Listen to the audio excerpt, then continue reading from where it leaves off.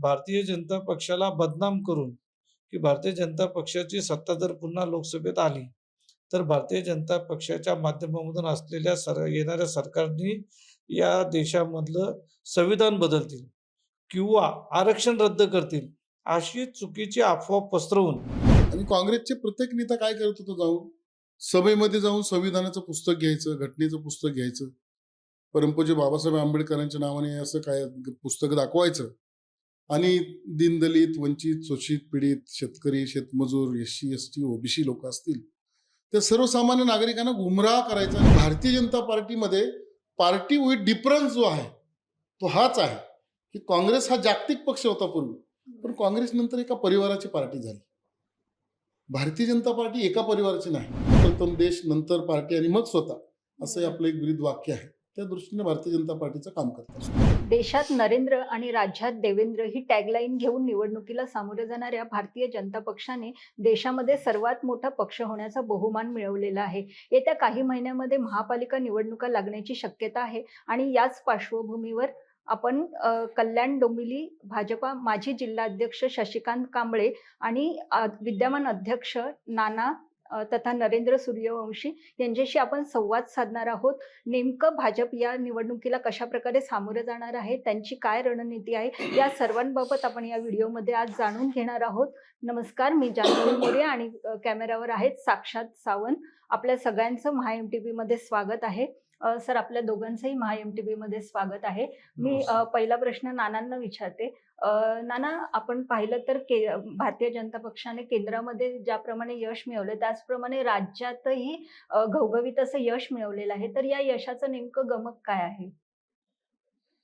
मुळामध्ये केंद्रामध्ये आणि राज्यामध्ये जे यश मिळालेलं आहे, ते या देशाचे कार्यकुशल पंतप्रधान आणि लोकप्रिय पंतप्रधान नरेंद्र मोदीजी यांच्या नेतृत्वावर विश्वास ठेवून आणि त्याचबरोबर राज्याचे नेते आदरणीय देवेंद्रजी फडणवीस साहेब यांच्यावर विश्वास ठेवून विधानसभेला, असं या दोन्ही निवडणुकांमध्ये महाराष्ट्रातल्या जनतेने, म्हणजे लोकसभेला देशातल्या आणि महाराष्ट्रातल्या जनतेने आणि विधानसभेला महाराष्ट्रातल्या सर्व जनतेने अशा पद्धतीने यांच्यावरती विश्वास ठेवून हा निर्णय घेतलेला आहे. जरी लोकसभेला थोडाफार प्रमाणामध्ये आपल्याला काही दिसत असेल, तर आपल्या त्याही प्रमाणात लक्षात आलं असेल की त्यावेळेला फेक नॅरेटिव्ह होता. म्हणजे चुकीच्या पद्धतीने भारतीय जनता पक्षाला बदनाम करून, की भारतीय जनता पक्षाची सत्ता जर पुन्हा लोकसभेत आली, तर भारतीय जनता पक्षाच्या माध्यमामधून असलेल्या येणाऱ्या सरकारनी या देशामधलं संविधान बदलतील किंवा आरक्षण रद्द करतील, अशी चुकीची अफवा पसरवून काही प्रमाणामध्ये संभ्रम निर्माण करण्याचा प्रयत्न लोकसभेच्या वेळेला केला होता. परंतु जो मधला काळ होता, त्या मधल्या काळामध्ये लोकांच्या ही गोष्ट लक्षात आली, की ही सगळी गोष्ट चुकीची आहे. कारण गेली 10 वर्ष सातत्याने पूर्ण बहुमतात असलेल्या लोकसभेमध्ये कधी संविधानाचा अवमान किंवा संविधान बदलण्याची भाषा सुद्धा कुणी केली नाही किंवा त्या दृष्टीने कोणतीही चर्चा सुद्धा झाली नाही. आणि ही गोष्ट चुकीची आणि खोटी आहे हे सुद्धा लोकांच्या लक्षात आलं. मुळात संविधानाचा सन्मान जर कोणी केला असेल, तर तो मोदीजींनी केलाय. म्हणजे मोदीजी सत्तेत आल्याच्या नंतर या देशामध्ये संविधान दिन सुरू झाला. म्हणजे अशा पद्धतीने लोकांच्या लक्षात ही गोष्ट आली आणि चुकीच्या पद्धतीने केलेलं काम खोटं फार दिवस टिकत नाही. तसं ते खोटं लोकसभेचं खोटं विधानसभेपर्यंत टिकलं नाही आणि त्यामुळे विधानसभेला सुद्धा घवघवीत यश आलं. आणि अर्थात या सगळ्या यशाच्या मध्ये भारतीय जनता पक्षाचे कार्यकर्ते यांनी आणि राष्ट्रीय स्वयंसेवक संघाच्या काही स्वयंसेवकांनी केलेली मेहनत ही सगळीच या वेळेला फलदायी ठरलेली आणि म्हणून इतकं प्रचंड यश आम्हाला या निवडणुकीत मिळू शकलं. माझा पुढचा प्रश्न कांबळे सरांना आहे. सर, संविधान गौरव अभियान प्रदेश समितीच्या सहसंयोजकपदी आपली नुकतीच निवड झालेली आहे. तर काय सांगाल याविषयी? असं आहे, आताच माझे मित्र नाना यांनी सांगितलं की भारतीय जनता पार्टीच्या विरोधातला जो लोकसभेला नेरेटिव्ह, फेक नेरेटिव्ह सेट केला होता, ते लोकांमध्ये जाऊन संभ्रम निर्माण करायचं काँग्रेसने. आणि काँग्रेसचे प्रत्येक नेता काय करत होतो जाऊन सभेमध्ये जाऊन संविधानाचं पुस्तक घ्यायचं, घटनेचं पुस्तक घ्यायचं, परमपूज्य बाबासाहेब आंबेडकरांच्या नावाने असं काय पुस्तक दाखवायचं आणि दीनदलित, वंचित, शोषित, पीडित, शेतकरी, शेतमजूर, SC, ST, OBC लोक असतील, त्या सर्वसामान्य नागरिकांना गुमराह करायचं आणि त्यांना सांगायचं की 400+ मोदीजींना कशाला पाहिजे, तर ते त्यांना संविधान बदलायचे आणि घटना बदलायची, आरक्षण बदलायचं. ह्या सगळ्या गोष्टी खोट्या खोट्या सांगितल्या.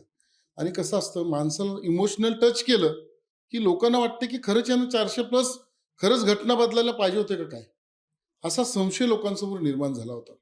आणि त्यावेळेस मग लोकांमध्ये जाऊन संभ्रम तयार केला आणि महाराष्ट्रामध्ये आणि उत्तर प्रदेश असेल किंवा देशातल्या काही ठिकाणी ते त्यांची मात्रा लागू पडली, कारण काही लोक त्याला बळी पडली. आणि त्यामुळे लोकसभेमध्ये थोडासा फेक नरेटिव्ह त्यांचा चालला आणि भारतीय जनता पार्टी आणि NDA घटकाला सीट कमी मिळाल्या. तोच धागा पकडून विधानसभेला पण त्यांनी तसाच प्रचार चालू केला की आता घटना बदलतील, घटना बदलतील, अमुक करतील. पण लोकसभेनंतर सर्वसामान्य लोकांना आणि नागरिकांना आणि मतदारांना समजलं की काँग्रेस ही एकदम नालायक विचाराचा पक्ष आहे. आणि त्यांनी पहिल्यापासून परमपूज्य बाबासाहेब आंबेडकरांच्या नावावरती राजकारणच केलं किंवा इतकं छळलं बाबासाहेबांना त्यांनी की भंडाऱ्यातली जागा असेल किंवा मुंबईमधली जागा असतील, खासदार होताना ह्या काँग्रेसने त्यांना खासदार पण नाही होऊ दिलं, निवडणुकीत जिंकू दिलं नाही त्यांना. इथपासून त्यांची छेड चालू होता. आणि त्यामुळं काँग्रेसला मतदान म्हणजे आपली काहीतरी चूक होते हे त्यांच्या लक्षात आलं. आणि त्यानंतर जेव्हा काँग्रेसने पुन्हा एकदा घटनाविरोधी घटनेच्या बाबतीत की घटना बदलणार, संविधान बदलणार हे विधानसभेला चालू केलं, खरं त्यांच्या एवढं लक्षात नाही आलं की संसदेमध्ये घटनेचे सगळे नियम किंवा सगळी घटना बदलणं असेल, घटना दुरुस्त करणं असेल, ज्या काही गोष्टी असतील ह्या संसदेमध्ये होतात. त्या महाराष्ट्र राज्याच्या विधानसभेमध्ये होतात का? नाही होत. लोकांना कळून चुकलंय. उद्या कॉर्पोरेशनला पण घटना बदलतील सांगतील, ग्रामपंचायत इलेक्शनला पण हे सांगतात घटना बदलणार भाजप. अरे घटना बदलायचा लोकसभेच्या इलेक्शनला तिथपुरता मुद्दा चालला, पण तो विधानसभेला कसा चालेल? आणि मग त्यानंतर सगळ्या लोकांना कळलं या सगळ्या आता जे मी SC, ST, OBC, दीनदलित, दलित, शेतकरी, शेतमजूर ह्या सगळ्या लोकांना कळलं की आता हे काँग्रेसवाले खोटं बोलतायत. त्यामुळं पुन्हा एकदा भारतीय जनता पार्टीचा जो कार्यकर्ता होता तो खडबडून जागा झाला या विधानसभेच्या वेळेस. आणि त्यांनी काय केलं, या विधानसभेच्या वेळेस प्रत्येक बूथवरती मेरा बूथ सबसे मजबूत जे अमित भाई नरेंद्र मोदीजींनी भारतीय जनता पार्टीच्या कार्यकर्त्यांना शिकवण दिली आणि महाराष्ट्रामध्ये देवेंद्रजींच्या नेतृत्वामध्ये आणि बावनकुळे साहेबांच्या नेतृत्वामध्ये महाराष्ट्रामध्ये जे फिरले सगळे सगळे कार्यकर्त्यांनी मेहनत घेतली.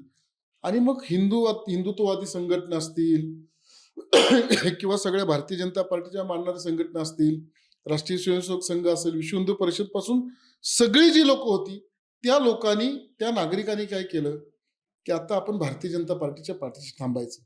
त्याचं कारण पण आणखीन एक होतं, ज्यावेळेस लोकसभेमध्ये काही जागा काँग्रेसच्या जिंकल्या त्यावेळेस ठराविक एका समाजाने पूर्णपणे काँग्रेसला मतदान केलं होतं. हे ज्यावेळेस हिंदूंच्या लक्षात आलं त्यावेळेस हिंदू धर्मातले त्यावेळेस आपले काही लोक काय जाऊ सुट्ट्या आहेत, चला गावी जाऊ, काय होतंय मोदीजी बोलले तर 400+ म्हणजे होणारच आहे, माझ्या एक मताने काय फरक पडणार आहे. ही एकदम जागरूकता लोकांमध्ये आली की आपले एक मत गेल्यामुळं काँग्रेसचं इथं वर्चस्व वाढलं आणि महाराष्ट्र देशामध्ये 99 जागा त्यांच्या आल्या. गेली 10 वर्षे विरोधी पक्ष नेता सुद्धा नव्हता देशाला, पण राहुल गांधीच्या रूपाने काँग्रेसच्या 99 जागा आल्यामुळं ते 1.0 जागा येत नाही तोपर्यंत 542 खासदारमध्ये 54 खासदार जोपर्यंत निवडून येत नाही तोपर्यंत त्यांना विरोधी पक्ष नेता होत नाही. पण आता तो झाला. त्यानंतर आपल्या महाराष्ट्रातल्या सगळ्यांनी सगळे जागे झाले आणि सगळेजण खडबडून आमच्यासारखे सगळे कार्यकर्ते की बाबा हे कुठेतरी आपण लोकसभेला आपण गाफील राहिलो आणि आपली लोक बाहेर गेली. त्यामुळे सगळ्या हिंदू धर्मातल्या लोकांनी किंवा सगळ्यांनीच सगळ्या धर्मातल्या लोकांनी मतदान केलं, पण टक्का वाढला मतदानाचा, लोकांपर्यंत पोहोचलो. संविधानाचा गौरव भारतीय जनता पार्टी कसं करतं, परमपूज्य बाबासाहेब आंबेडकरांचं जे इंग्लंडमधलं घर होतं ते देवेंद्रजींच्या काळामध्ये घर आपण घेतलं. म्हणजे सगळ्याच गोष्टी दीक्षाभूमी ते शिक्षाभूमी असं आपण म्हणतो त्या गोष्टीला.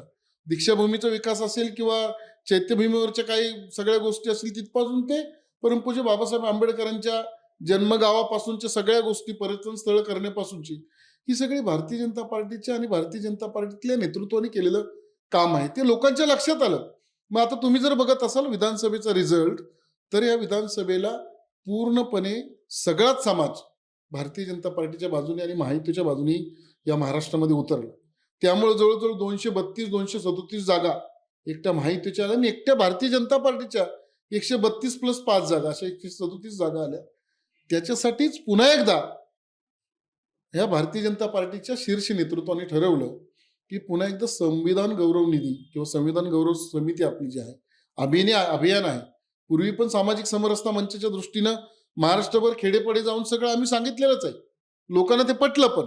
परंतु आता पुन्हा काही काँग्रेसवाले ओरडायला लागले म्हणून आम्ही नेहमी बाबासाहेबांचा गौरव करतच आलेलो आहे भारतीय जनता पार्टीचा कार्यकर्ता म्हणून. भारतीय जनता पार्टीने संविधानाचा कधीही अपमान केलेला नाही. भारतीय जनता पार्टी संविधानाच्या बाजूनेच आहे. किंबहुना नरेंद्र मोदीजींनी ज्यावेळेस नवीन संसद भवन उभा केले, त्या संसदेचं नाव सुद्धा संविधान सदन आहे, तुम्ही जर बघत असाल तर. आणि जाताना ते पहिल्यांदा नतमस्तक होतो आणि सांगतात ते की मी परमपूज्य बाबासाहेब आंबेडकरांच्या घटनेमुळं चहा विक्रेता या देशाचा पंतप्रधान झाला, नाहीतर तसं झालं नसतं. त्यामुळे लोकांच्या लक्षात आलं ते की ही घटनेच्या विषयी बोलतात काँग्रेसवाले, ते पूर्ण खोटं बोलतायत. आणि भारतीय जनता पार्टीचा बूथ लेवलचा कार्यकर्ता, शक्ती केंद्र प्रमुख, सगळेच सुपर वॉरियर्स असतील, हे सगळेजण पूर्णपणे कामाला लागले आणि मग महाराष्ट्रामध्ये आपल्याला खूप मोठ्या प्रमाणात यश मिळालं. आणि देवेंद्रजींची रचना जी होती, जे महाराष्ट्रातले 6 महसूल विभाग आहेत, त्या 6 महसूल विभागाला एक एक नेतृत्व द्यायचं. जसं कोकणामध्ये रवींद्र चव्हाण साहेबांच्या नेतृत्वामध्ये भरघोस यश मिळालं, तशा प्रत्येक महसूल खात्यामध्ये 2-2 एक प्रमुख नेतृत्वामध्ये पूर्ण ताकद लावून काम केलं. आणि मग त्या दृष्टीने भारतीय जनता पार्टी सरकार आलं. आणि मागच्या 5 वर्षाचा देवेंद्रजीचा अनुभव पाहता ही 5 वर्ष अतिशय चांगली महाराष्ट्राला मिळतील, हा सगळ्या लोकांना विश्वास आहे. आणि तुम्ही जो प्रश्न तोच विचारला की संविधान गौरव समिती जी आहे ती पुन्हा एकदा आम्ही कार्यरत केलेली आहे. 26 जानेवारीला जे संविधान दिन म्हणून आपण साजरा करतो, आता नानांनी सांगितलं तसं 26 नोव्हेंबरला संविधान दिन म्हणून आपण जो साजरा करतो, त्यासाठी आता हे 26 जानेवारीपर्यंत, आता 11 तारीख ते 26 जानेवारीपर्यंत पूर्णपणे सगळ्या जिल्ह्यामध्ये संविधान गौरव समितीचा कार्यक्रम होणार आहे. सगळ्या वस्त्यांमध्ये जाऊन, शाळांमध्ये जाऊन, कॉलेजमध्ये जाऊन, झोपडपट्ट्या असतील किंवा सगळ्या ठिकाणी जाऊन, म्हणजे बाबासाहेब आंबेडकरांच्या जिथं जिथं चौक आहेत, ज्या ज्या प्रमुख रस्ते आहेत, त्या ठिकाणी जाऊन संविधान गौरव समितीचे कार्यक्रम होणार आहेत. अशा दृष्टीने पक्षाचं सगळं काम चालू आहे. बरं. आपण पुन्हा एकदा नानांकडे येऊया. कल्याण डोंबिवली महानगरपालिकेच्या निवडणुकीमध्ये जिल्हाध्यक्ष या नात्याने आपलं उद्दिष्ट काय असणार आहे त्याच्यामध्ये? भारतीय जनता पक्षाचा महापौर हं. हा या महानगरपालिकेमध्ये जी भारतीय जनता पक्षाची वाढलेली ताकद आहे आणि त्यामुळे कार्यकर्त्यांच्या मनामध्ये निर्माण झालेली जी आपण ज्याला म्हणतोय ते की ऊर्जा आहे, हं. त्यामुळे प्रत्येक कार्यकर्त्याचं असं मत आहे की आगामी निवडणूक ही आपण स्वबळावर लढली पाहिजे. अच्छा. आणि स्वबळावर निवडणूक लढण्यासाठीची सगळी जी तयारी आहे ती भारतीय जनता पक्ष म्हणून कार्यकर्ते स्वतःहून करतात. हं. आणि आत्ताच आपल्याला कल्पना आहे की आता आमचं संघटन पर्वच्या माध्यमामधून 100% भाजपा या दृष्टीने वाटचाल सुद्धा चालू आहे. या सगळ्याचा परिपाक महानगरपालिकेच्या निवडणुकीत स्वबळावर भारतीय जनता पक्षाचा महापौर बसलेला आपण सगळेजण पाहू, असा मला जिल्हाध्यक्ष म्हणून विश्वास आहे. पण मग कसं ही निवडणूक आपण स्वबळावर लढणार आहोत की पक्षश्रेष्ठी जो निर्णय घेतील तसं राहील पुढची भूमिका? भारतीय जनता पक्ष हा कार्यकर्त्यांचा पक्ष आहे. त्यामुळं भारतीय जनता पक्षामध्ये कार्यकर्त्यांच्या भावना आणि नेतृत्वाने घेतलेला निर्णय हं. या 2 गोष्टीची सांगड घालून त्यावेळेला जी योग्य परिस्थिती असेल तसा निर्णय घेतला जाईल. परंतु या सगळ्याचा अंतिम सत्य हेच असेल की भारतीय जनता पक्षाचा महापौर या महानगरपालिकेच्या सभागृहामध्ये आपल्याला दिसेल. बरं. पुन्हा आपण कांबळे साहेबांकडे येऊया. सर, भाजपने संपूर्ण देशभरामध्ये सदस्यता अभियान सुरू केलेलं आहे, तर त्याला कल्याण डोंबिवलीमध्ये कसा प्रतिसाद मिळत आहे? खरं म्हणजे तो नानांचा प्रश्न होता, तुम्ही मला विचारले, हरकत नाही. पण महाराष्ट्रभर ज्यावेळेस देवेंद्रजींच्या आणि बावनकुळे साहेबांच्या नेतृत्वामध्ये सदस्य नोंदणी अभियान चालू झालं, तसं हे नुसतं महाराष्ट्रातलं नाही. हे सदस्य नोंदणी अभियान पूर्वीच पूर्ण देशभर झालेलं आहे. पण झारखंड असेल, महाराष्ट्र असेल, काही ठिकाणी या निवडणुका बाकी होत्या, त्यामुळे आपल्याला महाराष्ट्राला थोडंसं त्यांनी अवधी दिला होता. आणि त्यानंतर महाराष्ट्र विधानसभेच्या निवडणुका झाल्यानंतर महाराष्ट्रामध्ये ह्या सदस्य नोंदणीचं काम सुरू आहे. पण महाराष्ट्रामध्ये एकूणच जर परिस्थिती बघाल तर आता संघटन पर्वचे प्रभारी म्हणून आपल्याला आपले माजी मंत्री आणि आमचे नेते सगळ्यांचे रवींद्र चव्हाण साहेब यांची नियुक्ती आपण झालेली बघितली. त्या दिवसापासून त्यांनी महाराष्ट्रातल्या प्रत्येक जिल्ह्यामध्ये संघटनात्मक बैठका घेऊन प्रत्येक नेत्याला बोलवून प्रत्येक मोर्चा आघाडी प्रकोष्ठ आहेत त्यांना महाराष्ट्राच्या लेवलला बोलवून त्यांच्या बैठका घेतल्या. आणि युवा मोर्चाला महाराष्ट्रामध्ये 25 लाखाचं टार्गेट आहे, महिला मोर्चाला 25 लाख सदस्य नोंदणीचं टार्गेट आहे, एससी मोर्चाला 15 लाखाचं आहे. असे काही मोर्चाला 15 लाखाचे आहेत, काही मोर्चाला 25 लाखाचे टार्गेट आहेत. त्यामुळं प्रत्येक घरोघरी जाऊन आताही तुम्ही जर कल्याण डोंबिवली महानगरपालिकेमध्ये बघत असाल तर भारतीय जनता पार्टीचा प्रत्येक कार्यकर्ता त्या त्या ठिकाणी जाऊन आता ऑनलाईन आहे सगळं सदस्य नोंदणी, ती सदस्य नोंदणी करतोय. पूर्वी कसं होतं, एका पेपरवरती नावं लिहायची आणि तीच नावं सदस्य नोंदणी म्हणून करायची. पण आता तुम्हाला खोटं काहीच करता येणार नाही. तुम्हाला मोबाईलवरती फॉर्म भरून तो सगळा OTP वगैरे घेऊन फॉर्म कॉंग्रॅच्युलेशन किंवा तुमचं अभिनंदन म्हणून शेवटी शब्द आल्यानंतरच तुम्ही ते सदस्य नोंदणी होणार आहे, तुम्ही सदस्य होणार आहे. ती एक ह्याची प्रक्रिया आहे संघटनेची. पण कल्याण डोंबिवली आणि अंबरनाथपर्यंत कल्याण जिल्हा आहे आपला. तर या कल्याण जिल्ह्यामध्ये खूप चांगल्या प्रमाणात आणि मोठ्या प्रमाणात सदस्य नोंदणीचं अभियान चालू आहे. आणि उद्या घर घर चलो अभियान म्हणून त्या दृष्टीने पण पूर्ण महाराष्ट्रभर सदस्य नोंदणीचा कार्यक्रम पक्षाने हाती घेतला. आणि सगळेच जिल्हाध्यक्षांपासून ते सगळे कार्यकर्ते, नगरसेवक, पदाधिकारी, आमदार, खासदारापासून सगळी लोक उद्या पुन्हा घरी जाऊन सदस्य नोंदणीचं अभियान राबवणार आहेत. मी मगाशी तुम्हाला तेच बोललो की भारतीय जनता पार्टीमध्ये पार्टी विथ डिफरन्स जो आहे तो हाच आहे की काँग्रेस हा जागतिक पक्ष होता पूर्वी, पण काँग्रेस नंतर एका परिवाराची पार्टी झाली. भारतीय जनता पार्टी एका परिवाराची नाही, ह्या हजारो शेकडो परिवारांची पार्टी भारतीय जनता पार्टी. तुमच्या माझ्यासारख्या सर्वसामान्य कार्यकर्त्याची पार्टी भारतीय जनता पार्टी. भारतीय जनता पार्टीमध्ये इन्कम टॅक्सची फाईल बघून तुम्हाला पद नाही मिळत, किंवा भारतीय जनता पार्टीमध्ये तुमचं नाव, गाव, पत्ता, जात, आडनाव बघून पद नाहीत मिळत तुम्हाला. तुमचं कर्तृत्व जर चांगलं असेल तर भारतीय जनता पार्टी तुम्हाला नक्कीच न्याय देते. आणि भारतीय जनता पार्टीमध्ये वर्षानुवर्षे काम करणारे आमच्यासारखे कार्यकर्ते आहेत. आम्हाला फक्त काम करायचं हे आहे. आम्हाला तुम्ही पक्षामध्ये काय तुम्ही द्या घ्या, कुठल्या गोष्टी करा, याच्यासाठी आम्हाला काय घेणे देणे नसतं. आम्ही फक्त भारतीय जनता पार्टीचे खंदे समर्थक, आमच्या रक्तामध्ये भाजप, त्यामुळे आम्ही पूर्ण ताकदीने भारतीय जनता पार्टीचंच काम करणार कधीही कुठंही. आणि त्यामुळे भारतीय जनता पार्टी मोठी का झाली जर तुम्ही म्हणत असाल तर आमच्यासारखे असे हजारो शेकडो कार्यकर्ते आहेत, ते दिवस पूर्ण पक्षाला काम करतात, पक्षासाठी देतात. आणि तेच उलट काँग्रेसमध्ये झालं. काँग्रेसमध्ये सरंजामशाही आली, कारखानदारी आली, एक मालक झाला, त्यांचा मालकाचा पक्ष झाला. तसं भारतीय जनता पार्टी नाही. त्यामुळे भारतीय जनता पार्टी जगातला सगळ्यात छोटा असणारा पक्ष आता जगातला सगळ्यात मोठा पक्ष आहे. आणि काँग्रेस ही पूर्वी एक सगळ्यात मोठा पक्ष होता, ते सगळ्यात छोटा पक्ष व्हायच्या ह्याच्यावरती आहे. आम्ही संपला असं म्हणत नाही काँग्रेसला, पण काम करण्याची पद्धत आहे भारतीय जनता पार्टीमध्ये. आणि संघाची जी शिकवण आहे आम्हाला सगळ्यांना, भाजपच्या कार्यकर्त्यांना, रात्रंदिवस फक्त आपल्या कामासाठी काम असतो. म्हणून प्रथम देश, नंतर पार्टी आणि मग स्वतः, असं आपलं एक ब्रीद वाक्य आहे. त्या दृष्टीने भारतीय जनता पार्टीचं काम करत असतो. मग आता किती सदस्य नोंदणी झाली आतापर्यंत? आतापर्यंत जिल्ह्यामध्ये 1 लाख सदस्य नोंदणी झाली आणि अजून ही सदस्य नोंदणी सुरूच राहणार आहे. आणि आमचं उद्दिष्ट हे साधारण 3.5 लाख सदस्यांचं उद्दिष्ट आहे. त्यामुळे आम्हाला विश्वास आहे की भारतीय जनता पक्षाचे सर्व कार्यकर्ते मिळून हे उद्दिष्ट पूर्ण करतील. पुढचा प्रश्न तुमच्यासाठीच आहे. महायुतीमध्ये भाजप हा सर्वात मोठा भाऊ ठरलेला आहे, तर येत्या महापालिका निवडणुकीमध्ये जागा वाटपात त्याचा कसा फायदा होईल? महानगरपालिकेची निवडणूक आल्यानंतर आपल्याला कळेल. निवडणुका ज्या वेळेला येतील त्यावेळेला मी मगाशी तुम्हाला सांगितलं, हा कार्यकर्त्यांचा पक्ष आहे आणि हा नेतृत्वाने घेतलेल्या निर्णयाचा सन्मान करणारा कार्यकर्त्यांचा पक्ष आहे. त्यामुळे त्या कार्यकर्त्यांची भावना असेल की ही निवडणूक आपण स्वबळावर जिंकू शकतो, तर त्याचा सन्मान हा आमचे नेते सुद्धा करतील. आणि जर परिस्थिती असेल की सर्वानुमते जर ठरलं की नेतृत्वाने निर्णय घेतला, तर कार्यकर्ते हे नेतृत्वाचा आदेश सुद्धा मानतात. त्यामुळे कार्यकर्त्यांच्या भावनांचा सन्मान आणि नेतृत्वाने घेतलेले निर्णय या सगळ्याची सांगड घालू. अंतिम सत्य हेच असेल की भारतीय जनता पक्षाचा महापौर महानगरपालिकेत दिसेल. विषय नानांनी जसं सांगितला, आम्ही मुळात राजकारणासाठी भारतीय जनता पार्टीचं कामच करत नाही. पण भारतीय जनता पार्टी एक विचारधारा आहे. ती समाजामध्ये ही विचारधारा रुजली तर ते देशाच्या हिताची विचारधारा आहे.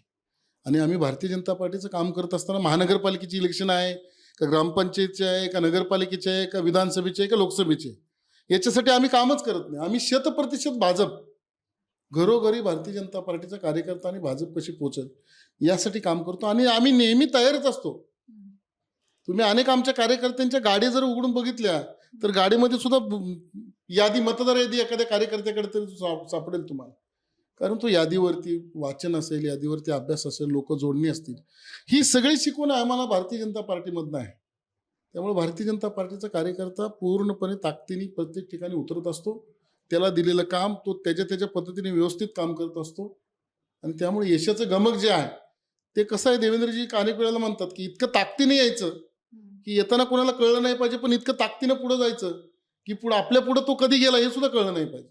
त्यामुळे रवींद्र चव्हाण साहेबांच्या नेतृत्वामध्ये कल्याण डोंबिवलीचे इलेक्शन असतील किंवा कोकणाचे सगळे इलेक्शन असतील, त्यांच्या नेतृत्वातच आतापर्यंत लढलेलं आहे. आणि रवींद्र चव्हाणांना तुम्हाला माहिती आहे, त्यांच्याकडे कधी अपयश हा शब्द नाही.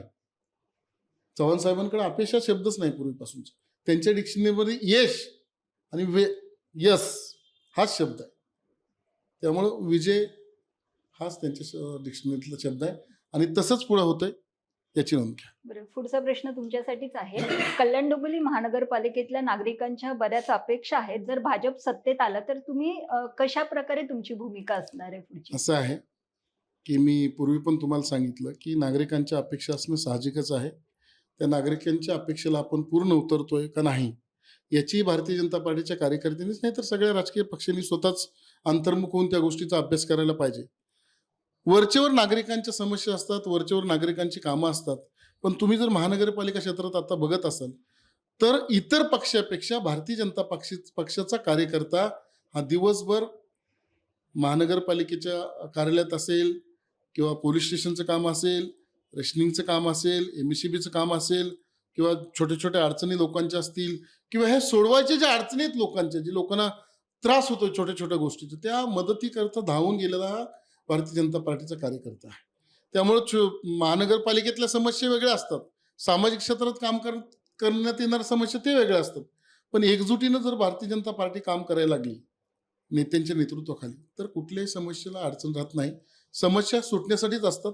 ती फक्त आपल्याकडे विल पॉवर असली की सगळ्या समस्या सुटतात. बरं, आपण पुन्हा एकदा नानांकडे येऊया. नाना, आपण पाहिलं तर गेले 25 वर्षाहून अधिक काळ इथे भाजप आणि शिवसेना यांची सत्ता राहिलेली आहे. पण तसं पाहायला गेलं तर भाजपकडे फारसं महापौर पद अद्याप आलेलं नाही, एक हरिश्चंद्र पाटील वगळता. तर यावेळेला काय रणनीती असणार आहे भाजपची? आणि तुम्ही म्हणताय की महापौर भाजपचाच असेल यावेळेला, तर त्यासाठी काही रणनीती आखलेली आहे का? रणनीती हीच असेल की भारतीय जनता पक्षाचा महापौर या महानगरपालिकेत यावेळेला बसेल. युती म्हणून जरी असलो तरी युतीमध्ये काही करार असतात आणि त्या करारानुसार आदरणीय माजी मुख्यमंत्री आणि सध्याचे उपमुख्यमंत्री एकनाथ शिंदे साहेब यांनी भारतीय जनता पक्षाचा महापौर या महानगरपालिकेत बसेल असा शब्द त्यावेळेला दिलेला होता आणि तो शब्द आता पूर्ण यावेळेला होईल अशी आम्हाला खात्री आहे की ते सुद्धा आम्हाला यावेळेला पाठिंबा देतील. आपण पुन्हा एकदा कांबळे सरांकडे येतोय. सर, पक्ष संघटना मजबूत करण्यासाठी कार्यकर्त्यांना काय आव्हान कराल या निमित्ताने? भारतीय जनता पार्टीमध्ये पूर्वीपासूनच संघटना मजबूत करण्यासाठी अनेक गोष्टी केल्या जातात. म्हणजे मी कोणाला आव्हान करावं याच्यासाठी कुठला कार्यकर्ता वाटच पाहत नाही. पहिली गोष्ट, आमच्याकडे जशी शिबिरं असतात, रामभाऊ माळगीमध्ये, प्रबोधिनीमध्ये 3-3 दिवसाची अभ्यास वर्ग होतो. प्रत्येक जिल्ह्याचा तसा अभ्यास वर्ग होतो, प्रत्येक मंडळाचा अभ्यास वर्ग होतो. पुन्हा वार्डात जाऊन ती माहिती सांगितली जाते. पक्षाची रचना अशी आहे, ज्यावेळेस प्रदेशाची एखादी बैठक होते, आता 12 तारखेला शिर्डीला बैठक आहे समजा प्रदेश कार्यकारिणीची, तर त्या बैठकीमध्ये जे जे ठराव होतात, ज्या ज्या गोष्टी होतात त्या सगळ्या जिल्हाध्यक्षांनी आपल्या जिल्ह्यामध्ये येऊन राबवायच्या असतात. मग जिल्ह्याची मिटिंग झाली की जिल्हा मंडळामध्ये शहरामध्ये येऊन राबवतो, मग शहरातली मिटिंग झाली की वार्डामध्ये येऊन राबवतो. अशी रचना जी आहे ती कार्यकर्त्यांसाठी ती पूर्वीपासून भारतीय जनता पार्टीची वेगळी रचना आहे. आणि कार्यकर्त्याला आव्हान म्हणण्यापेक्षा आता सगळ्यात चांगली गोष्ट आपल्यासाठी हीच आहे, महाराष्ट्रात आपली सत्ता आहे, देशात पण आपली सत्ता आहे. आणि भाजपचा कार्यकर्ता कधी हुरळून जात नाही. तुमच्या माहितीसाठी सांग, भारतीय जनता पार्टीच्या कार्यकर्त्याला ही सवय झालेली आहे. कारण काम केल्यानंतर यश मिळतं हे त्यांना सगळ्यांना माहिती आहे. त्यामुळे प्रत्येक कार्यकर्ता कामामध्ये गुंग असतो आणि काम करत असतो. त्याला उलट कार्यकर्त्यांमध्ये चढाओढ असते की त्यांनी एवढं केलं तर मी आणखीन जास्त काम करेन. आणि भारतीय जनता पार्टीचं काम करताना आनंदाने काम करतात सगळे, उत्साहाने काम करतात सगळे. त्यांना वाटतं की आपण काहीतरी थोडं देशाच्यासाठी काम करतो, म्हणजे देशाच्या प्रती आपलं काहीतरी योगदान असावं थोडंफार तरी. मग कुठल्या ना कुठल्या माध्यमातून जसं बाकीचे लोक काम करत असतात सामाजिक क्षेत्रातनं कुठलीही थोडंसं समाधान मिळण्यासाठी किंवा सगळ्या गोष्टी काम करतात, तसं भारतीय जनता पार्टीमध्ये संघटना वाढवण्यासाठी काम करणारी कित्येक मोठी कार्यकर्त्यांची फळी आहे. ती पूर्वीपासून काम करते. त्यामुळे भाजपचा ढाचा वेगळा आहे, घटना वेगळी आहे भाजपची. त्या घटनेप्रमाणे पक्षाची रचना चालते सगळी. आणि मग रचना एवढी आहे की ती खालपासून ती वरपर्यंत. आणि आमची शेठ सावकारांची पार्टी नाही ना, आमची पार्टी सर्वसामान्य कार्यकर्त्यांची आहे. आमच्याकडे कोणी साहेब सर कोण नसतं. आमच्याकडे सर्वसामान्य कार्यकर्ता असतो. मंत्री जरी असला, एखादा आमदार असला, नगरसेवक असला, वार्ड अध्यक्ष असला, तर ती वागणूक समान असते. तुम्ही जर कधी भारतीय जनता पार्टीच्या कार्यालयात गेला असेल तर. आणि आमच्या नेते मंडळीला भेटताना सर्वसामान्य लोकांना कुठलाही त्रास होत नाही. कधीही एनी टाइम ते भेटू शकतात. ह्या ज्या गोष्टी आहेत लोकांपर्यंत पोहोचण्याच्या, त्या खूप चांगल्या आहेत. समजा जिल्हाध्यक्ष आहेत, जिल्हाध्यक्षाला तुम्ही कधीही फोन करू शकता. मी पूर्वी जिल्हाध्यक्ष होतो समजा 3 वर्ष. आता लोकसभेचा प्रमुख आणि एससी मोर्चाचा सरचिटणीस आहे. पण सगळीकडे फिरताना सहज फोन केला तरी कोणीही उपलब्ध असणं ही भारतीय जनता पार्टीची सगळ्यात पहिली हातोटी आहे. आणि कार्यकर्ता त्या मदतीला धावून जातो, हे दुसरं यशाचं गमक आहे. की एखाद्या कार्यकर्त्याने सांगितलं, एखाद्या नागरिकाने जर अडचण सांगितली तर तुम्ही त्याच्या मदतीला धावून गेलं पाहिजे. तुमच्याकडनं नसेल होत तर तुमच्या वरिष्ठांकडनं करा. तुमच्याकडनं काही अडचण येत असेल तर एखादा मार्ग शोधा आणि त्यातनं ते काम करून घ्या. समोरच्याचं समाधान हेच आमचे यश आहे. कल्याण डोंबिवली महानगरपालिकेमध्ये भाजपचाच महापौर बसेल असा विश्वास भाजपचे आजी आणि माजी जिल्हाध्यक्ष या दोघांनाही आहे. त्यामुळे आता हा विश्वास सार्थ ठरणार का हे पाहावं लागणार आहे. सर, तुम्ही दोघांनीही आमच्या विनंतीला मान देऊन मुंबई तरुण भारतच्या कार्यालयाला भेट दिली त्याबद्दल तुमचे आभार. कल्याण डोंबिवलीतील अशाच महत्त्वाच्या घडामोडी जाणून घेण्यासाठी तुम्ही आमच्या महाएम टीव्ही फेसबुक पेजला आणि युट्यूब चॅनलला लाईक आणि सबस्क्राईब करा. तसेच हा व्हिडिओ तुम्हाला कसा वाटला हे आम्हाला कमेंट बॉक्समध्ये नक्की कळवा. धन्यवाद.